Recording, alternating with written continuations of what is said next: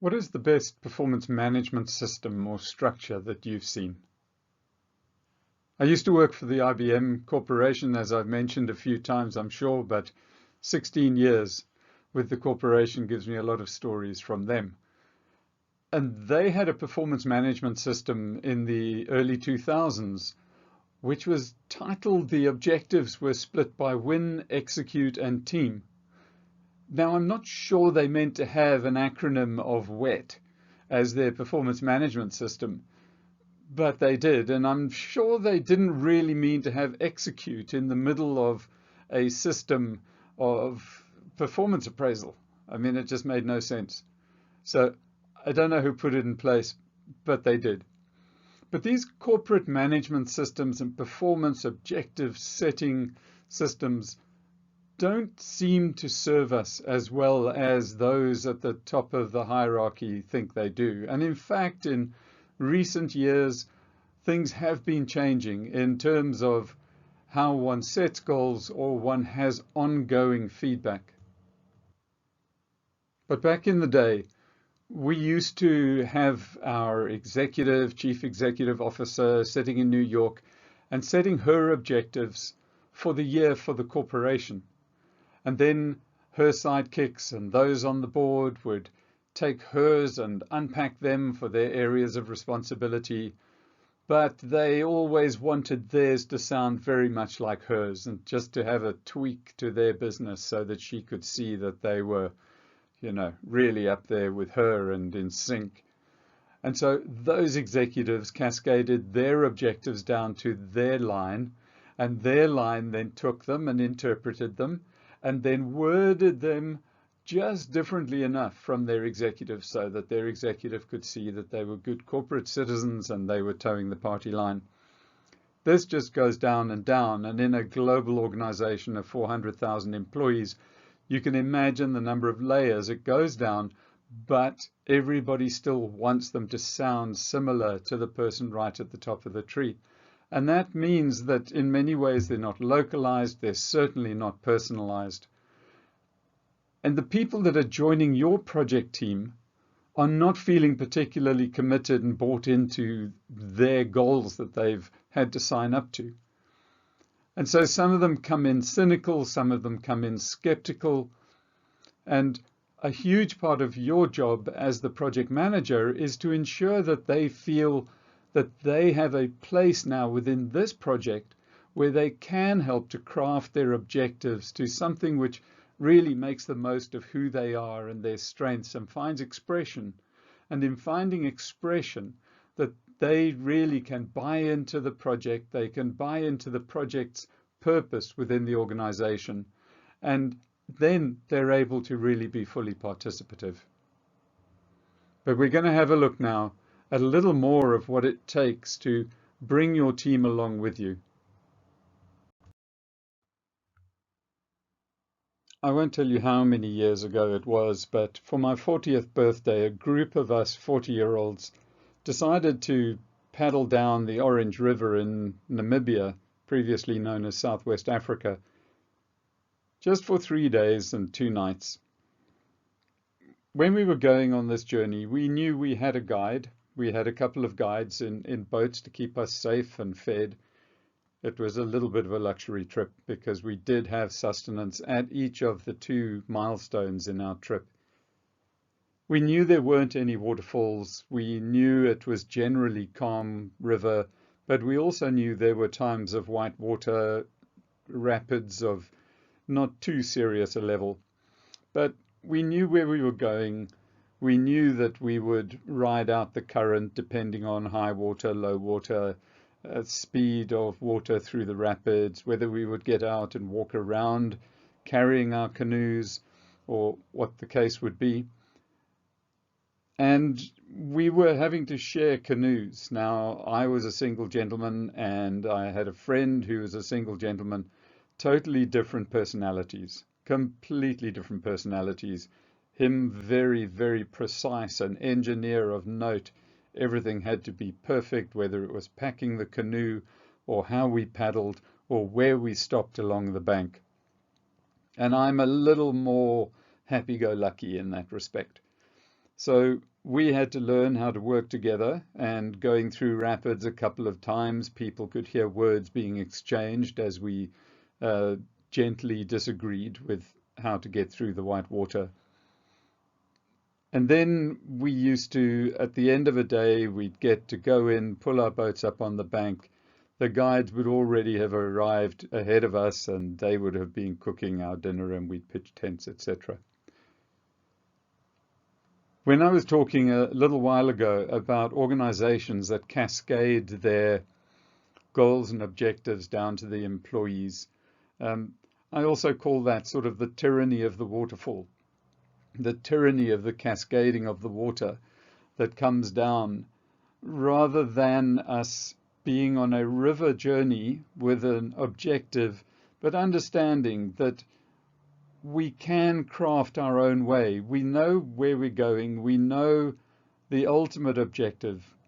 So please don't spell out how we get there, whether we paddle to the left or to the right, or whether we carry our boats around the rapids, or some of us go through the white water and some of us take the more cautious route because our strength is not white water and we would much rather be carrying.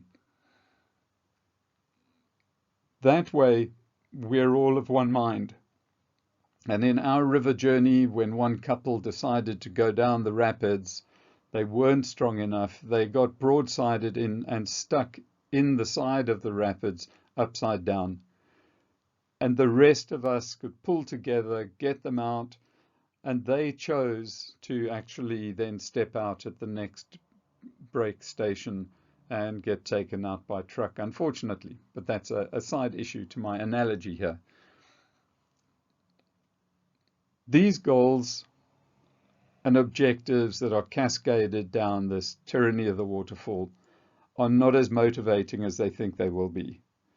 They don't result in the commitment that they think they will. And they're not brimming with meaning. They're not overflowing with meaning, if I can stay with my metaphor for a moment. They're hollow words written by somebody else. They're frameworks into which our professional and personal goals have been shoehorned. In fact, you probably wouldn't recognize our goals in those, not our true objectives, not our true motivations. In the midst of this, you and your team are assigned to a project. And the only way, as I said earlier, that you're going to truly motivate your team is to do the opposite of the hierarchical cascading of goals, where each word that they come up with in defining how they're going to do the work must meet with your specifications. I find that very difficult. As a side note, I like to control things, and I have a particular desire on what words should be used in certain places. And yet I need to allow people to craft their own objectives as a team. So this team of intelligent and capable adults want to be treated as intelligent and capable adults by you as their project manager. They should be allowed to put their subtle interpretation onto it once they've been agreed. They even want to be involved in the project definition, of course, in that project initiation stage. They know you have been given this objective. They want to help define and understand the scope and objectives and duration and milestones and management system. We're employing people to work on our projects who know how to think, but surprisingly, we often treat them as if they don't know how to think. We forget how we feel. We forget how we feel when somebody above us or in a different authority role undermines who we are, silences us in a meeting, doesn't take our suggestion very seriously, spells out exactly what we have to do and won't let us deviate in a way that we think is better. So we have to try and remember what that feels like, and therefore remember how to make and enable or empower our team members to own their work. And they only will if we let them. These employees being involved, they want to help set, they want to help shape the direction of the project, but they also need to see, thanks to the tyranny of the waterfall, They need to see that there's an alignment between their roles and responsibilities on your project and how they'll fit into their shoehorned, wet objective. You know, it's attributed to Steve Jobs that he would say that he hires highly intelligent people and then gets out of the way. He says, I'm hiring them and paying them a lot of money to do what they do, and then I decide that I should intervene and tell them how to think. And it doesn't make sense, and yet we still do it. You know, people join companies because they believe in the hype. They believe in the culture that is being put forward by the company as a preferred place to work. But the reality of the company is found in the team. So if these people are joining teams which are dysfunctional, they're going to have a fairly short stay in the company, or they will become detrimental or dysfunctional or disharmonious within the company. And, you know, you have an opportunity to change that feeling if you have staff who are feeling that way. You are going to have people coming to join your team who are accustomed to not feeling valued. And that means the odds are they're cynical about the organization, or they may be skeptical about the importance of this project to the organization. And in that means they're not going to imagine finding meaning in their work. But no matter how cynical or skeptical, it's interesting that they do want to feel like they're part of something bigger, something which is important and meaningful. But they resist that in their own mind because they get tied into this spiral of negativity. But deep down, they do want to be part of something meaningful. And so what they want from you, what all of your team members want from you, again, knowing it or not, is they want you to leave them feeling engaged with and connected, cared for, cared about, challenged, recognized as individuals with aspirations and talents and strengths of their own. Essentially, your team may be looking to you to make them feel valued in a way that the organization just does not. This doesn't mean they're looking for loves and hugs, but rather that they're treated like important individuals in the same way that they are loved and respected outside of the workplace. Why do people get treated with respect outside and then come to work and be diminished for 8, 9, 10 hours of every day? So this desire to be recognized and respected for who they are is even more challenging right now while we're still all working remotely. Now, I'm an individual who's very happy working remotely, and I've been working remotely for, I don't know, 10 years or so, and therefore I'm hoping I have developed a certain manner on Zoom calls and what have you that I can engage with team members, but those team members might prefer to be face-to-face if they're going to feel connected with. It comes down to you as the project manager when you want to have this relationship, this engagement with people, this coaching style of management, to be able to switch off the distractions in your head when you're on a call with somebody. I think it was General Stan McChrystal in his book Team of Teams, when he spoke about how he reorganized the structures within his military command, I think it was in Iraq.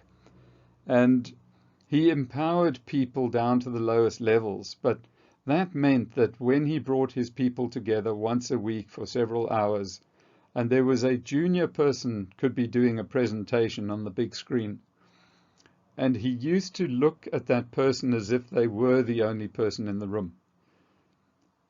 And his reason for that was that they should feel like the most important person in the room.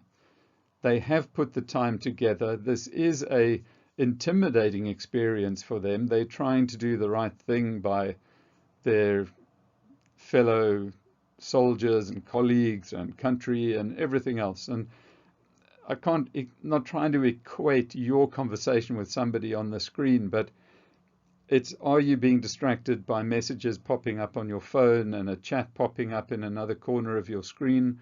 Or if you're trying to really connect with a team member, do you make sure you don't have the distractions? Let's talk for a moment about that cynical or skeptical team member. It only takes one in a team of 4, 5, 8, doesn't matter, but it only takes one vocal, cynical and skeptical team member to really undermine the overall cohesion and power that a united team can have. Now, I'm not saying that you have to spend your time catering to the needs of everybody and the cynic, because, you know, sometime, as I say elsewhere, there's also a time that you have to call it a day. But your team do want to know that you are fair in how you treat people. So you do have to give a certain amount of time to everybody, including that person that is actually uncomfortable to spend time with. You know, the person who just says there's nothing wrong when you can see there's something wrong, who I kind of talk about these people that are at two extreme ends of a spectrum of counterproductive people. I would call them, and forgive, not supposed to be another military parallel, but this works for me, is calling them the time bomb versus the grenade. These two types of counterproductive person are on this spectrum where, you know, you're in a meeting and the one person, the grenade, is the person who at a certain point just pulls a pin and chucks the emotional grenade, the cynical, the destructive kind of comment that really just brings the level of conversation and diversity down, you know, that creative thinking, because there's a grenade in the room. And the other side of things is the time bomb. And the time bomb is that person who, they're not walking in and voicing their distaste, but they're reticent to share their opinion. And their body language might be telling you that actually there's a ticking time bomb in the corner. And that one is just waiting. And that person will say, no, there's no problem, carry on. No, I'm keeping my opinion to myself, and what have you. But there's a time at which that might turn around and go boom. Now, as the project manager, you know, we often don't have a lot of say as to who comes into our team. And I'm a nice guy, and I'm sure you're a nice person as well. Nice and trusting. And this can result in somebody coming along and saying, oh, hi, you know, I know that you've been given this project and I believe it's about this and that, and I'd love to join your project because I'm not appreciated where I am. Okay, can you hear the little alarm bell going there? It's like, okay, so why is this person not appreciated where they are? What is it, you know? And you maybe want to get hold of their manager and talk to them. Ask the person, have you spoken to your manager? And I think there's always a good chance that they haven't. But you go to the manager. Now, unfortunately, the manager might be quite glad that this person is asking to leave their team, even for a short period of time. And so you may feel then that you're being convinced that this is a good person to bring onto your team until you find out that they're a grenade or a time bomb. And by that stage, you are stuck with these people. Anyway, that's just a little reality, and I'm hoping that was not too cynical myself, because those people are few and far between, but they can be very destructive. Anyway, let's now just carry on talking a little bit about leadership and leading by example. And so we've talked before in another definition about a motivated and committed team having a common approach to delivering the project. And just revisiting that point, that although the organization sets strategic direction that cascades down through tactical operational goals, The success of your project can rely on your leadership and the significance of each person's contribution to the product. I say leadership intentionally because many people can provide management, but you, even that you're doing this course, I know that you feel the calling towards leading and inspiring and coaching as a management style, not just managing. What you do as a project manager is you provide context for the work at a level below this thing, this homogeneous thing called culture, that organizations think that you should be part of. They think they have a high-performance culture. But the high performance only actually happens at a team level, individual level, and you provide that. If you come down to project level in specifying objectives and all of that good stuff, you're simplifying the team's understanding of their goal and the meaning of their work, in what to do and how to do it within the team. And now, a really important point here is about how you check in with your individual team members.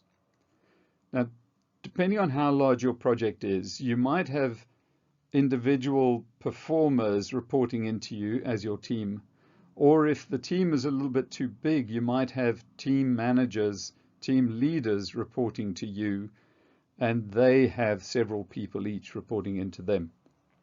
Now, they're responsible then for managing the people who are going to manage the delivery of these different work packages within their team. And you're going to implement a management system which meets both governance requirements as well as your leadership style, this coaching and interacting and person building style you want. So you need to, and this is really important, you need to organize a weekly check-in with those people that report to you directly. Weekly, not monthly. These check-ins are your opportunity to connect with that person at an individual level every week, understanding their priorities and requirements to make progress, them understanding your priorities and requirements to make progress in the following week. And this is where you get to discuss the team members' priorities and any obstacles they're facing and possible solutions that you can surface while you're in conversation. This again goes to my E4 cycle of engagement, enablement, and encouragement and evaluation. These 4 E's that I just mentioned cease to be sequential as much as parallel activities in this continual virtuous cycle. And it reflects more of a mindset than a set of tasks for the leader. These don't have to be long meetings. They're opportunities for in-flight feedback and coaching that enable the team member to leave the conversation with ownership of the solution and you having the confidence that they have a practical, realistic option to go and execute on.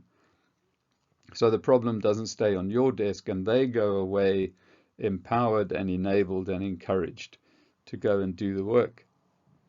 It doesn't take long for you to be in coaching mode for that moment of those 4 golden questions of what's the goal, what's the reality, what are the options to solve it, and what will you do? You're helping them to select the option.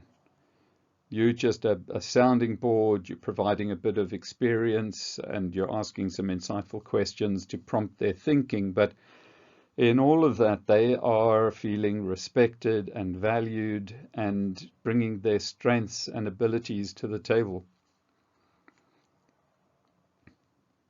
You know, in closing, Marcus Buckingham described this check-in as what he calls the anchor ritual of empowering teams. In his words, saying that checking in with each person on a team is listening and course correcting, adjusting, coaching, pinpointing, advising, and paying attention to the intersection of the person and the real world work. He says this isn't the work you do in addition to the work of leading. He says this is the work of leading. And I think that's just wonderful. This is leadership. And he rather bluntly says that if this doesn't appeal to you, if this idea of regular check-ins bores you or frustrates you, or that you think once a week is just too much, his opinion is that you should not be a leader. What do you think?